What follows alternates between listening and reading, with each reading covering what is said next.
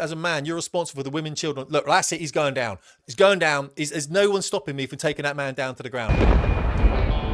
Welcome back to Fast Ship Performance then. My name is Tim Davies. Who's the doctor they told you to go and see? That's right, Dr. FJP, and I am back in session, bringing you the medication for the nation as we talk about the eradication of the great British bulldog spirit. And today we're going to talk a little bit about the left and the fact that the left don't seem to worry about facts at all as long as it connects with other people on the left. I'm going to start a little bit with Ground News because I'm sponsored by Ground News. This is like a 10-second advert here, and in the middle will be another minute one long, but look, it's 40% off, unbiased news, unlike what you're about to see here from people I show you, because the stuff we're looking at today, guys, is heavily biased, all right? It's not for the faint of heart. A lot of films in this. Let's get to it. I'm going to start off with this young lady, Emily Maitlis. Then I am being generous there, of course, but she's pretty as a tiger. Doesn't mean she isn't a left-wing shill, because she is a former British Broadcasting Corporation journalist. Then Emily now works for this news agent, very, very left-wing, but very popular also because the whole of the United Kingdom right now seems to be on the left, apart from me and you. However, here she talks to Rupert Lowe then about the Pakistani rape gangs, obfuscation. And I want you to have a look at a few things here, guys, and I've written them down up here. What leftists tend to do, they claim what's being said is a lie. And then when it's kind of proved that actually it's kind of factually correct, not that they care about facts, they go after the source of that and they go, well, actually, the source isn't important. And then they say, well, okay, the issue's not important. And then they question why you're interested in it anyway. Like, what do you care about it, right? And then eventually they just call you a Nazi and they move on. I'm telling you that you are focusing on Pakistani grooming gangs because probably you're racist and you don't believe that there are white perpetrators of the same crime. I want to talk about grooming gangs. You've launched your own inquiry. Alexis J, who, as you know, spent 7 years on a child abuse probe, says she's very unhappy with the politicisation of child sexual exploitation done, in her words, a very uninformed way. She's talking about you. Well, she's welcome to her own opinion, as is everybody. I believe in a Britain where everybody should be able to express exactly what they want to. Why is it funny to politicise child exploitation? I don't have any problem. I say she's welcome to her own opinion. But why is it funny?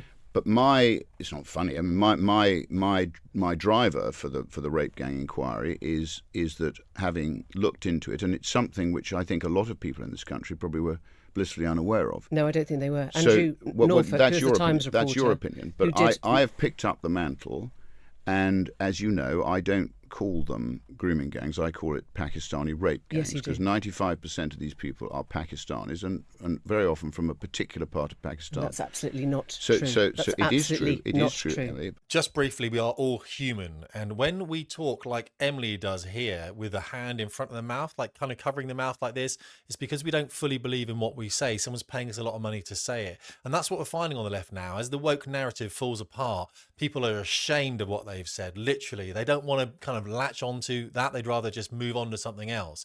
Emily's no different, and that's why she's covering her mouth here a little bit. Notice it next time you speak to like someone on the left. They're not really positive about what's coming out of their mouth. But anyway, no. let's from 2023. No, I'm going to tell you this. Park that. 224 white grooming gang suspects were found compared to 22 Pakistani suspects. Why do you? Like a dickhead, I'm going to jump back in here and ruin your tape for you. Look, she doesn't understand what per capita means. It's another thing when we talk about black on white crime or white on black crime. Sometimes they say, well, there's much more white crime than black crime, or whatever it might be, whatever the statistic we're talking about. They fail to recognise that there's a lot more white people than black people. And it's the same thing here when you talk about white gangs versus the Pakistani gangs. Overwhelmingly in Telford, up the road from me here, I live in the west of the country. In Telford, this statistic will shock you. 1 in 10 Pakistani men were convicted, this is unreal, were convicted for the child rape in that town. 1 in 10. Are you telling me that the other members of that Pakistani community didn't know about it? So I don't see 1 in 10 white British men being convicted for rape in the UK, but 1 in 10 Pakistani. So she doesn't understand per capita statistics, or she's intentionally obfuscating, all right, and bending the truth, which is what the left do very well, of course. I think there is an appalling issue with grooming when it hits any community and any age. We only ever hear you talk about Pakistani perpetrators. Are you telling me there's no issue? I'm telling you that you are focusing on Pakistani grooming gangs because probably you're racist and you don't believe that there are white perpetrators of the same crime. Can you deny that? I am concentrating on it because it's a blot on our national history. Guys, we've got a lot to get through really in a very short space of time. So yeah, I've chopped that tape down a little bit and I've cut the end off, but I've left the material that you need to hear. Is we're going to look at Sadiq Khan then. Again, bending statistics. A skilled migrant will contribute on average £16,000 a year towards our economy. And that's when you include the public services he or she may use. By the way, compare that to a Brit skilled worker. That's £800 minus public services they use. And here's the lovely stat. A skilled migrant's family will contribute to the British economy £12,000 a year. That's even when you take away public services they use. A British skilled worker's family takes from the economy £4,400 when you include public services they use. So the idea that skilled migrants are sponges or skivers isn't the case. So what he said is demonstrably factually incorrect. That is the truth. And of course, if it was correct, what we could do then is remove every British skilled worker and replace them with skilled migrant workers, which is nonsensical, of course.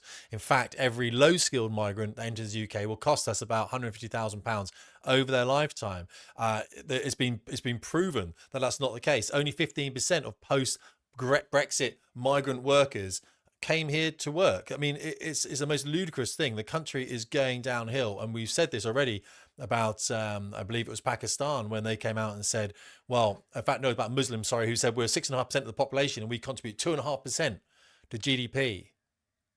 Well, mate, you should be contributing 6.5% to GDP, you bloody idiot. What's the matter with you? You can't be 7% of the population, only contribute 3%. It doesn't make sense, does it? 7% should be contributing 7%. Dickheads. And here we have some future scientists, I'm sure, maybe, some astronauts or something. That's actually, you can get a free football from that. If you get your phone out, they've all got phones, haven't they? They can actually get that ball out and they can play with it, but no, they want to smash it up. Someone did say who these people were, but let's not put any comment on it. But we're looking at moving from a high to low trust society, guys. And someone I follow posted this online, actually, and it's basically said, look, what we've done is we've imported the worst of all nations, arguably because they've imported the best of it. But look, we've all the hostile vehicle defences and steel barriers, I call them diversity barriers, of Israel, street robbery violence of Brazil, acid attacks from India. We could talk about female genital mutilation as well. We've imported that, haven't we? The suicide bombings and rapes of Pakistan, the fraud vote or Bangladesh. I mean, the broad-based black economic empowerment culture of South Africa, politics, and a civil war is literally going to happen. There's no way it can't happen. It probably won't be between us, the native population of this land, and they're being called the outsiders, Generation O. It's going to be between these different ethnic groups, the Pakistanis and the Indians, because of what's happening overseas. So again, this is where they poke until we flash up, and then we backpedal and they lock a few of us up, and then they keep inching themselves forward because it's absolute neo-Marxist doctrination, isn't it? It's a subversion from, say, the Fabian Society or something under Labour to try and make more of an egalitarian, equitable, socialist little society. In fact, if you put this flag here and you put four of them together, it actually makes another symbol that was prevalent in 1930s Germany, and that's as much as I can say about it.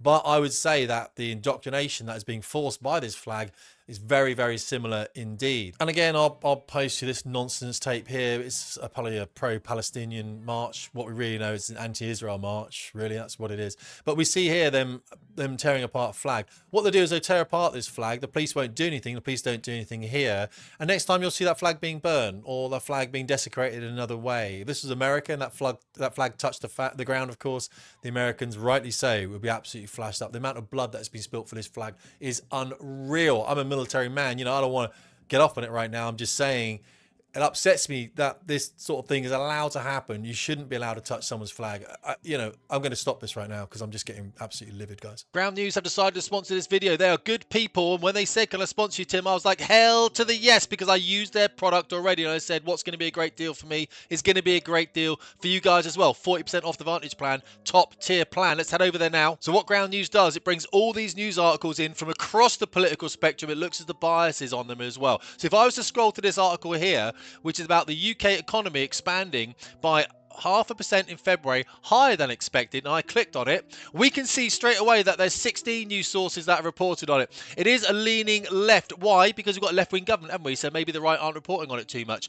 And you can see there's about 6 in the centre. Now, what you can do then, pretty much, 55% centrist, kind of a centrist article. You can then have a read, have a bit of a summary here if you want to, and then you can go and pick your favourite paper down here anywhere you want, and you can click on that link. It then takes you across to that paper, and if you can see at the very top, you've also got a taskbar on Chrome that also helps you see what is going on. You have a read of it if you want. There you go, to all kinds of different papers. And you can also look at the factuality of it. How factual are these things that are coming out? And also, who owns those papers, right? So you know when you're being kind of like hoodwinked. Ground News is the only way that I get unbiased news. And the offer today is 40% off the Vantage plan. It's a good plan. I use it myself, about £7 a month, guys. Get after it. And again, with the mid-level violence, they keep doing this. They keep pushing you a little bit. It's a landing craft, for crying out loud. That it's like, you know what the Air Force did with this nonsense? You know, the Army, the Navy did it as well. People saluting this LGBTQIA, PPK plus flag. They keep adding rubbish to it, don't they? But they actually dressed the landing craft up with this because they know it's going to inflame guys like me, veterans like me. I'm going to do videos about it because they want to sort of do that. They want to nudge us the whole time. They're trying in mid-level violence. How can we poke them? How can we get these guys to flash up and do something? But we're better than that, of course. Or indeed, of course, someone like this, like preying on aircraft. This is what certain people within certain communities do. It's a domination perspective. It's, I'm going to dominate your culture. This is what I'm going to do here. And they will take it to a level where you have to react. Because what they want, by the way, is your reaction. The action is your reaction. This is nothing to them. They don't care. They want you to react to it. They can then be a scene. They can say, look how oppressed they are. This is obviously a Muslim man praying on an aircraft, praying to Mecca. Someone, not he knows where Mecca is, of course. He doesn't have to pray when he's on an aircraft, of course. It doesn't say that he has to do that. But of course, by doing so, he will. Someone's going to try and stop him. He's going to get flashed up and angry. If you see this, by the way, you are responsible for as a man, you're responsible for the women, children. Look, that's it. He's going down. He's going down. There's no one stopping me from taking that man down to the ground. All right. And I'm going to do it in the most violent manner possible. Watch this. He's obviously a very violent man. This is the police involved now. It's the police involved on an airplane and he's still going to smash out at them. You have a responsibility on an aircraft to secure that man. It doesn't matter whether you get banned from the aircraft. There is no way you can allow this to happen on your aircraft. If someone starts praying in the aisle, you need to take this man down with other men.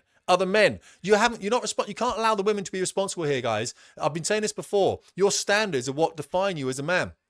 You need to take this man to the ground and you need to secure him. You need to get that aircraft on the ground. You need to get him off that aircraft. In the military, we call that a pre-combat indicator. That would be something that was going to then necessitate or move into some kind of violent action. You can't have that. It's just you have to make it. We have to make sure that we are reinforcing the values and the standards of England. And I use England because England makes up the majority of the population of Great Britain, United Kingdom. We have to make sure that we are setting a standard. I don't see it anymore. I see it falling in a really big way, and it's very sad. Southern France, more doctors, engineers and astronauts coming across to the country. They'll probably end up here as well. And I can talk about the trafficking of human flesh, as Kate Hopkins talks about it. A very, very profitable business, more profitable than drugs or anything else.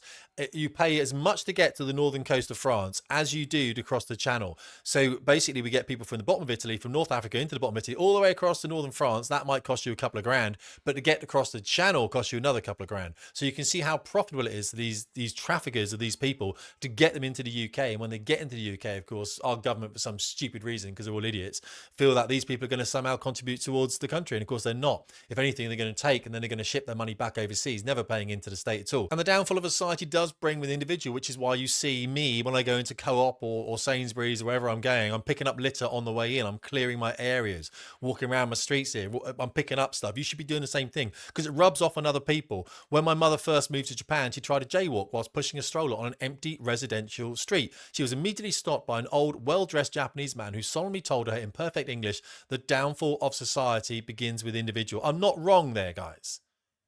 I'm not wrong. Can anyone explain the logic of waiting until you have the red to cross the street? You need to set those standards. There's a lot of divide and conquer. There's us splitting into ethnic groups. There's people telling you that you're the white man or that you're the underprivileged black man or you're that the woman that's not getting what, and before you know, we're arguing amongst each other. But if you look around your local communities, you'll see all these people there. You'll see Muslims. I'm on a Muslim podcast in London pretty soon talking about the fragmentation of communal groups within the United Kingdom. And that's great. I've been invited on there. So I've got a lot of respect for those people. I'll go down and do it. You know what I'm saying? I'm on another podcast, by the way, the same day that's probably a bit more right leaning, you know what I mean? But the truth is that you represent your standards. And remember, we accept the standards that we walk past. If you walk past a littery street, who are you, mate? Literally, you've got litter in your street. Who are you to be living in a street with litter like that?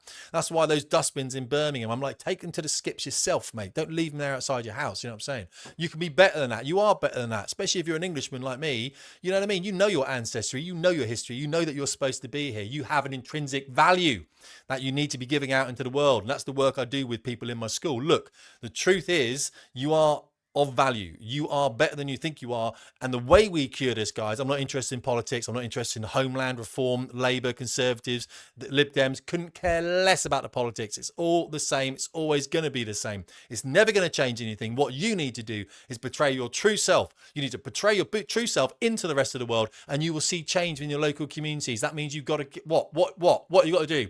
Fitness, family, finance, fuel, and faith. I talk about it all the time. Literally, I'll do more of this later, guys. Take care of yourself, but believe in yourself more than anything, because you can get through this, especially as a country. We can do it, but we need to start looking at our individual communities, bringing them with us, and making sure that we are the better people for it. Stay safe. Tim Davies, Fast Ship Performance.